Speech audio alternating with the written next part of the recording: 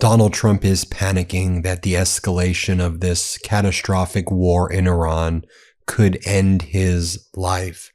I believe that Donald Trump's close advisors and the neocons are telling him Iran is trying to kill you, that Iran is trying to kill Ivanka, that Iran is trying to kill your family, and that you need to act immediately. I believe this is part of the neocon strategy to get Donald Trump to further invade Iran when Donald Trump, I think, is scared to do so, and rightfully so. And I think you have a lot of vested interests trying to blow up any chance at all of a peace deal being reached. I found it quite notable that during Marco Rubio's testimony on Capitol Hill, tell me if you noticed this, but he testified that in the past 24 hours, the United States government arrested Iranian agents, some of whom he said were already convicted, and others who were just arrested recently, like in the past 24 hours, of trying to assassinate Donald Trump. Rubio said, this just happened. So then I wanted to review the headlines and a bunch of the latest breaking news. And I said, did I miss something? Because it seems like a pretty big story if the IRGC sent an assassin to kill the president of the United States and somebody was arrested. Seems like a high profile situation. And there's no reports of that happening. There's no arrest of that happening or some DOJ press release or press conference of that happening.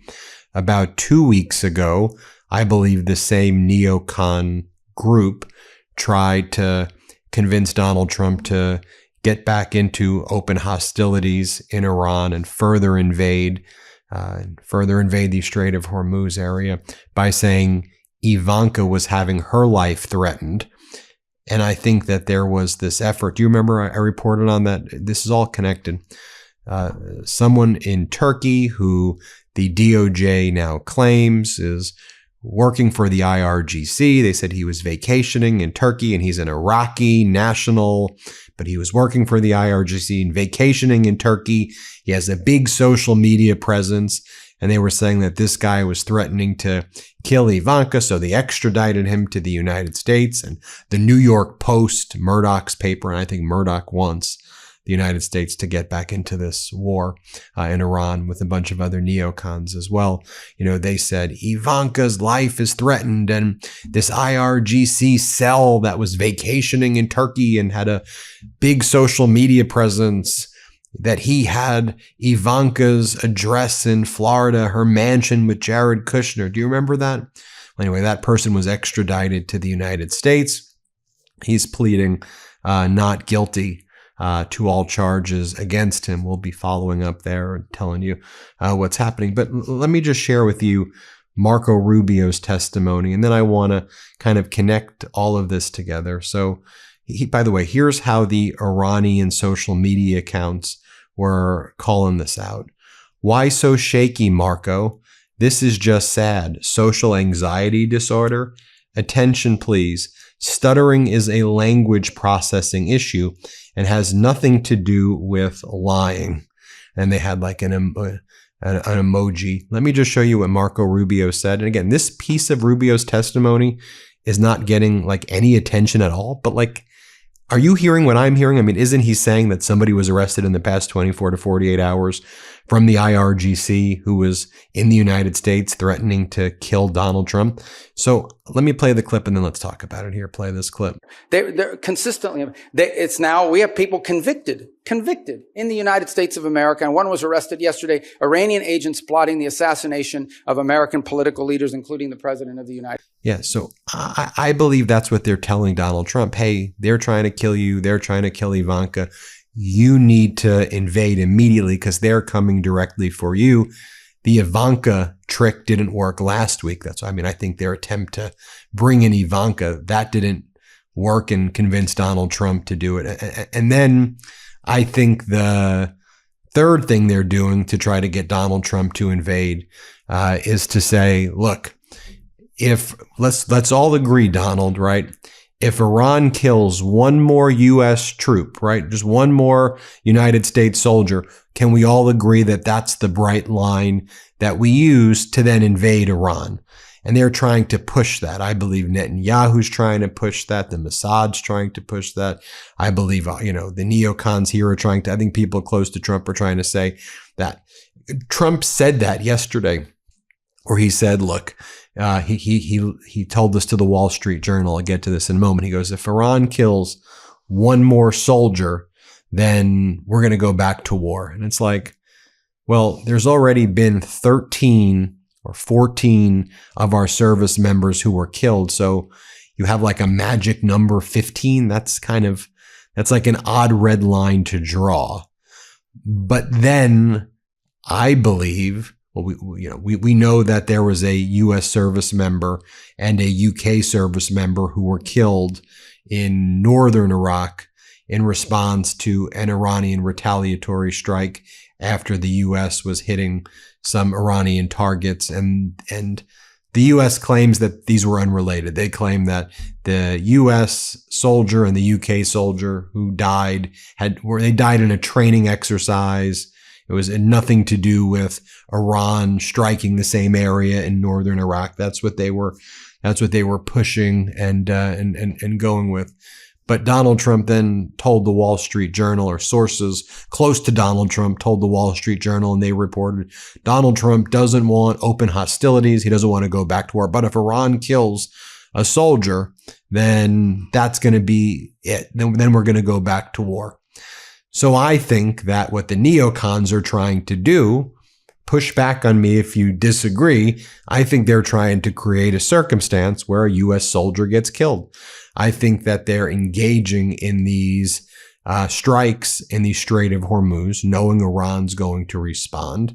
And I think that, if you look at how bad the defense systems seem to be in Kuwait and Bahrain, and Iran was very easily, you could just say the American Patriots are horrible and the THAADs are horrible and the Iranian Shahid drones and ballistic missiles are so advanced that they're able to get around America's systems, or is America's systems late and not working effectively?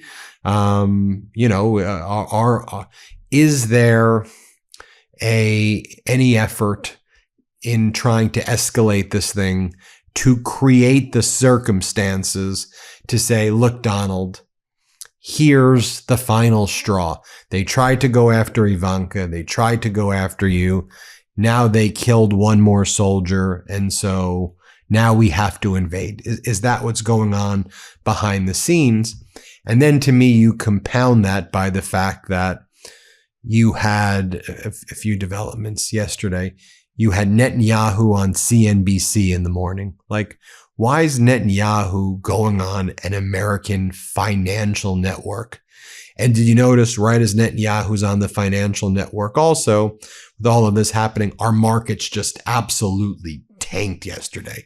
The Dow, the NASDAQ, the S&P, Donald Trump's barometer for success absolutely crashed. And you had Netanyahu saying, well, the regime's going to change. It's just a matter of time before the regime actually changes. And Netanyahu was asked questions like, so do you and Donald Trump see things eye to eye? Well, we like each other. We see things. I think that there was a message being sent like, you're not going to get rid of me. I'm always going to be here. And I could pick up the phone call at any time and I could go on CNBC. I can write, you're worried. To me, this is what the message was being sent in a very Mossad-like way. In my view, what the message was, you could, again, feel free to disagree with me. I think the message being sent is, Donald, you're worried about the Iranians hurting your stock market, hurting the United States stock market, right? You want to see me do it? I can be a bigger nightmare for you than the Iranians can be. And I think when you take all of the totality of circumstances that I'm talking to you about, I think that it paints a picture of people seeing Donald Trump as weak, as cognitively diminished, as being easily manipulated, and different interests and factions are playing upon his fears. He's a 5-time draft dodger. He's someone who we know pathologically wants to be a strong man authoritarian, but ultimately he's not built for that. He's weak. He's a weak, scared, pathetic loser. And he worships the authoritarian, who he shouldn't, because I think they're pathetic losers as well, but they execute their authoritarian machinations. Trump hates civilized society, and he hates democracy and rules-based order. And I just think you have different people, and I don't want to be like he's without agency. Of course, he has he's the president of the United States, but I think that there are these factors at play. And I think you can see it when you put the pieces together that I just shared with you. I mean, look, just even think about the post that he made yesterday, which may not have made a lot of sense to people, but Trump 007, he posted a photo of himself as James Bond.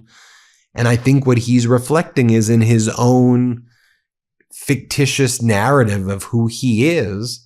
He is this spy who people are trying to get at, and he's trying to kill them, and he's James Bond. Like he thinks he's that. And you have neocons putting in his ear narratives that he is under it, that he is someone in his own James Bond movie. He needs to get the villains.